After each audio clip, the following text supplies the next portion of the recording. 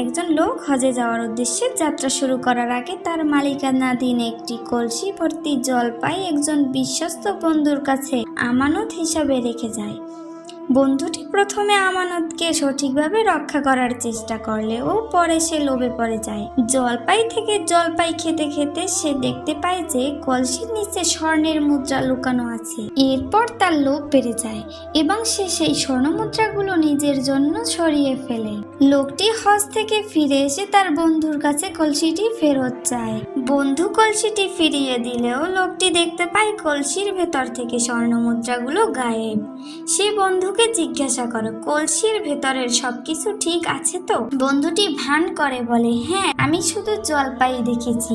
লোকটি বুঝতে পারে তার বন্ধু তাকে ঠকিয়েছে, তাই সে স্থানীয় বিচারকের কাছে অভিযোগ করে। বিচারক উভয়কে ডেকে শোনার পর বললেন, এই সমস্যার সমাধানে প্রকৃতি সাহায্য করবে। বিচারক একটি ফাঁকা কলসি নিয়ে তা পরীক্ষা করার জন্য বাগান থেকে সদ্য তোলা জলপাই কলসিতে ভরা হয়।